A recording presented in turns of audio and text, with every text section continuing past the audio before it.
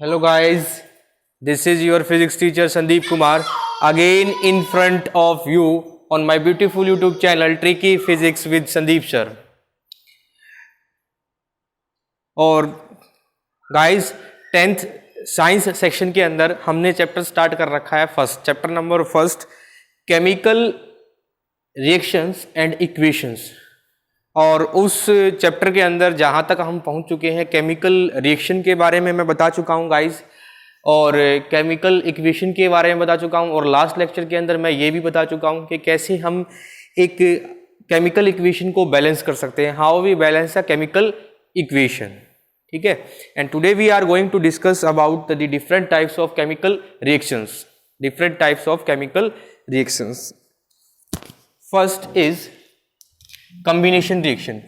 First is combination reaction.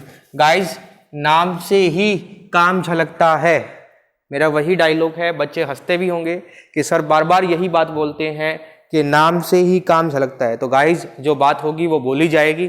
ठीक है, तो कॉम्बिनेशन रिएक्शन यानी कि कंबाइन करके, तो ऐसी रिएक्शन जिसमें क्या करेंगे, कंबाइन करेंगे। ठीक है, होगा भी यही। तो रिएक्टेंट क्या करेंगे, दो या दो से ज्यादा रिएक्टेंट क्या करेंगे, कंबाइन करेंगे और एक सिंगल प्रोडक्ट बनाएंगे। ऐसी रिएक्शंस को गाइस हम क्या बोलते हैं, कॉम्बिनेशन रिएक्शन बोलते हैं। Those reactions in which two or more reactants combine to form single product. ठीक है, दो या दो से ज्यादा रिएक्टेंट कंबाइन करके गाइस क्या बनाएंगे, एक सिंगल प्रोडक्ट बनाएंगे। एग्जाम्पल के लिए मैंने लिखा हुआ है कैल्शियम ऑक्साइड जो सॉलिड फॉर्म में प्रेजेंट है हमारे पास, इसको H2O यानी कि वाटर की लिक्विड स्टेट के साथ कंबाइन कराएंगे तो हमें क्या मिलेगा, एक सिंगल प्रोडक्ट मिलेगा जिसको हम क्या बोलते हैं, कैल्शियम हाइड्रोक्साइड। ये कैसा मिलेगा आपको, एक्वस मिलेगा। कैसा मिलेगा आपको, एक्वस मिलेगा। ठीक है, और साथ में इसके साथ रिलीज होगी हीट। ठीक है, अभी लास्ट में आपको ये भी बताएंगे कि जिन रिएक्शंस में हीट रिलीज होती है या हीट एब्जॉर्ब होती है वो कौन सी रिएक्शंस होती है। लेकिन पहले हम कॉम्बिनेशन रिएक्शन के बारे में पढ़ रहे हैं, तो कॉम्बिनेशन रिएक्शन के बारे में आपको बताएंगे। तो बैलेंस नहीं है तो इसको गाइस बैलेंस कर लेना। ठीक है, तो दो या दो से ज्यादा रिएक्टेंट रिएक्ट करके कंबाइन करके एक सिंगल प्रोडक्ट बनाएंगे। ठीक है, तो ये रिएक्शन का एग्जांपल भी दे चुका हूं। Decomposition reaction guys, decomposition, decomposed मतलब टूटना।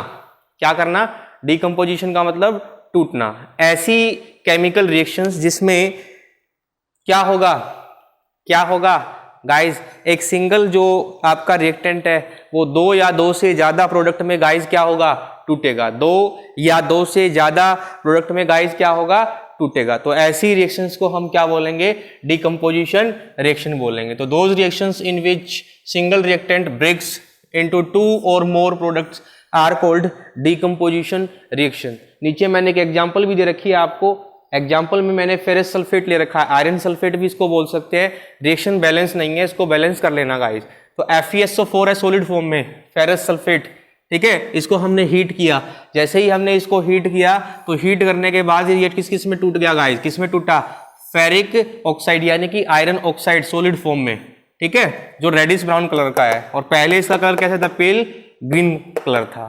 ठीक है, और साथ में सल्फर डाइऑक्साइड गैस मिली हमें। कौन सी गैस मिली, सल्फर डाइऑक्साइड गैस मिली, जो कैसी है, कलरलेस है। कैसी है, कलरलेस है। और साथ में सल्फर ट्राइऑक्साइड गैस मिली। कौन सी गैस मिली, सल्फर ट्राइऑक्साइड। ठीक है, जो भी कैसी है, कलरलेस है। सल्फर ट्राइऑक्साइड गैस भी गाइज हमारे पास कैसी है, कलरलेस है। इक्वेशन को बैलेंस कर सकते हैं। इक्वेशन को बैलेंस करना मैंने कल अच्छे से सिखाया था आपको।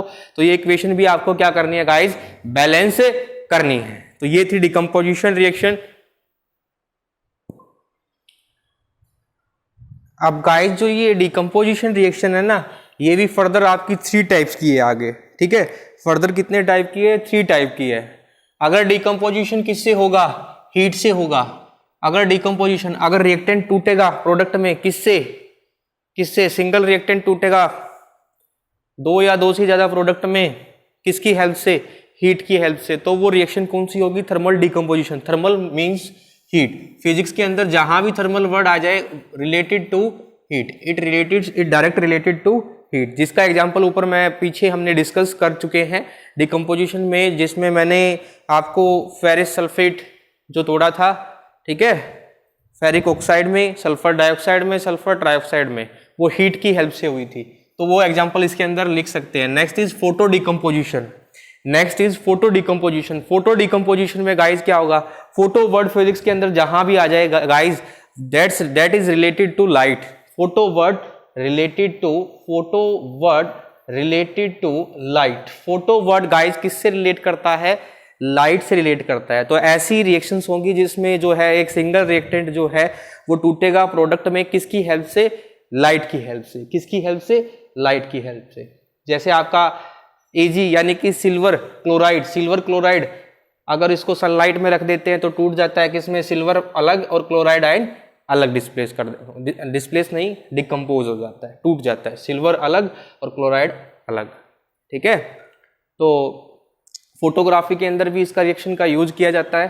ठीक है, तो ये आपका हो गया सिल्वर क्लोराइड का फोटो डिकम्पोजिशन। क्या हो गया, सिल्वर क्लोराइड का फोटो डिकम्पोजिशन। ठीक है, सिल्वर क्लोराइड का गाइस फोटो डिकम्पोजिशन। ठीक है, next is electrolysis decomposition. Electrolysis में क्या होता है, ठीक है, इलेक्ट्रोलाइसिस वो डिकम्पोजिशन रिएक्शंस होती है जिसमें कंपाउंड को तोड़ा जाता है by passing electric current through it. ठीक है, इलेक्ट्रिक करंट को पास किया जाता है। जैसे इलेक्ट्रोलिसिस ऑफ वाटर, मैंने पीछे भी डिस्कस किया था। इलेक्ट्रोलिसिस ऑफ वाटर में क्या होता है, वाटर को तोड़ा जाता है उसके अंदर से इलेक्ट्रिक करंट को पास करके। तो क्या होता है, H2O जो है H अलग और ऑक्सीजन अलग। ठीक है, तो ये है इलेक्ट्रोलिसिस ऑफ वाटर। ठीक है, ये डिकम्पोजिशन रिएक्शंस थे आपके, ये डिकम्पोजिशन रिएक्शन के सब पार्ट्स थे guys. Next is displacement reaction. इसका भी वही डिस्प्लेस यानी कि एक वीकर सब्सटेंसेस को एक स्ट्रॉन्ग सब्सटेंस क्या करेगा, डिस्प्लेस करेगा उसके सॉल्यूशन से। जैसे एक कमजोर व्यक्ति को एक ताकतवर व्यक्ति उसके घर से निकाल फेंकता है, समाज के अंदर यही होता है आजकल। ठीक है, जिसका जो ताकतवर होता है उसका ही रुतबा होता है। साउथ की मूवीज देखते हो ना गाइज आप, ठीक है, ऐसे आप मत करना ऐसे। ठीक है, तो यहाँ क्या होता है, ऐसी रिएक्शंस होती है डिस्प्लेसमेंट रिएक्शन जिसमें क्या होता है, एक स्ट्रोंगर या मोर रिएक्टिव एलिमेंट जो है वो डिस्प्लेस करता है लेस रिएक्टिव एलिमेंट को उसके सॉल्यूशन से। जैसे एग्जांपल के तौर पे दिखाता हूं मैं आपको, जिंक जो है सॉलिड फॉर्म में रिएक्ट कर रहा है डाइल्यूट हाइड्रोक्लोरिक एसिड से। ठीक है, तो जिंक जो है मोर रिएक्टिव है तो क्या करेगा, देखो हाइड्रोजन को डिस्प्लेस करेगा इसका क्लोराइड सॉल्यूशन से, तो ZnCl2 जिंक क्लोराइड बना देगा और साथ में हाइड्रोजन गैस रिलीज करेगा। ठीक है, next is double displacement reaction. देखो है तो इसमें भी होगा डिस्प्लेसमेंट, होगा तो इसमें भी डिस्प्लेसमेंट, लेकिन इसमें कैसा डिस्प्लेसमेंट होगा, डबल डिस्प्लेसमेंट होगा। और यहाँ जो डिस्प्लेसमेंट होगा वो आयंस का डिस्प्लेसमेंट भी हम उसको बोल सकते हैं, डबल आयन डिस्प्लेसमेंट भी इसको बोल सकते हैं। तो ऐसी reactions, those reactions in which two compounds exchange there ions. ठीक है, जिसमें दो कंपाउंड अपने आयंस एक्सचेंज करेंगे टू फॉर्म न्यू कंपाउंड। ठीक है, आयंस एक्सचेंज करके क्या करेंगे, नया कंपाउंड बनाएंगे। ऐसी रिएक्शंस को हम क्या बोलते हैं गाइस, डबल डिस्प्लेसमेंट रिएक्शन बोलते हैं। एग्जांपल के तौर पे मैंने दिया है नीचे, सोडियम सल्फेट Na2SO4। ठीक है, एक्वस सॉल्यूशन है, इसका रिएक्ट कर रहा है एक्वस सॉल्यूशन से किसके, बैरियम क्लोराइड के। हमें क्या मिल रहा है, देखो इसने क्या किया, बैरियम ने सोडियम से सल्फेट आयंस ले लिए और सोडियम ने यहां से कौन से आयंस ले लिए, क्लोराइड्स आयंस ले लिए। ठीक है, तो आयंस का डिस्प्लेस हो रहा है ना दो आयंस का, बैरियम ने तो सल्फेट आयन ले लिया सोडियम सल्फेट से और सोडियम ने बैरियम क्लोराइड से क्लोराइड आयन ले लिए, तो बना दिया क्या, BaSO4 यानी कि बैरियम सल्फेट और साथ में सोडियम क्लोराइड, दो आयन का डिस्प्लेस हुआ है। तो ऐसी रिएक्शंस को डबल डिस्प्लेसमेंट रिएक्शन बोलते हैं गाइस। क्या बोलते हैं, डबल डिस्प्लेसमेंट। ऐसे ही नीचे AgNO3 silver nitrate aqueous form में रिएक्ट कर रहा है सोडियम ब्रोमाइड के साथ एक्वस फॉर्म में, हमें क्या मिल रहा है। ठीक है, तो देखना यहां से हमें क्या मिल रहा है, Ag ने क्या किया, ब्रोमाइड आयन ले लिए, ब्रोमाइड आयंस ले लिए, तो ये बन गया आपके येलो PPTs है, सोडियम ब्रोमाइड बन गया आपका। ठीक है, और ये जो है सोडियम ने यहां से क्या ले लिया, नाइट्रेट आयन ले लिए, तो सोडियम नाइट्रेट बन गया एक्वस फॉर्म में। ठीक है, तो ऐसी रिएक्शंस जिसमें आयंस का डिस्प्लेस हो। ठीक है, दो कंपाउंड्स के बीच में आयंस का क्या हो गाइस, एक्सचेंज हो, ऐसे रिएक्शंस को हम क्या बोलते हैं, डबल डिस्प्लेसमेंट रिएक्शन बोलते हैं। तो आज हमने पढ़ी combination reaction, decomposition reaction, displacement reaction, double displacement reaction. आगे जो बच गए हैं वो नेक्स्ट वीडियो में हम कंटिन्यू करेंगे, और इसके लिए मैं पीडीएफ की फॉर्म में आपके पास एक्टिविटीज़ भी भेजूंगा, हर रिएक्शन की टाइप के लिए एक्टिविटी भेजूंगा गाइज आपके पास, ठीक है। तो वो एक्टिविटी सीबीएसई के पॉइंट ऑफ व्यू से जो है इंपॉर्टेंट है, क्योंकि सीबीएसई में सीधे सीधे कोई बात नहीं पूछी जाती है गाइज। तो वो एक्टिविटीज़ आपको स्टडी करनी है, वो एक्टिविटीज़ आपकी एनसीईआरटी बुक में भी है, वो एक्टिविटी आपकी टुगेदर की बुक में भी है, फिर भी मैं पीडीएफ की फॉर्म में भेज देता हूँ। तो वो एक्टिविटी सबको स्टडी करनी है, और ये जो पार्ट मैं जहाँ तक करा चुका हूँ डबल डिस्प्लेसमेंट तक, ये भी आपको करना है। Be happy, be safe, use mask, sanitizer, ठीक है, और सोशल डिस्टेंसिंग का पालन करें। अपने घरों से तभी निकले गाइज जब जरूरी हो, विदाउट एनी वर्क घर से बाहर ना निकलें। Thank you guys.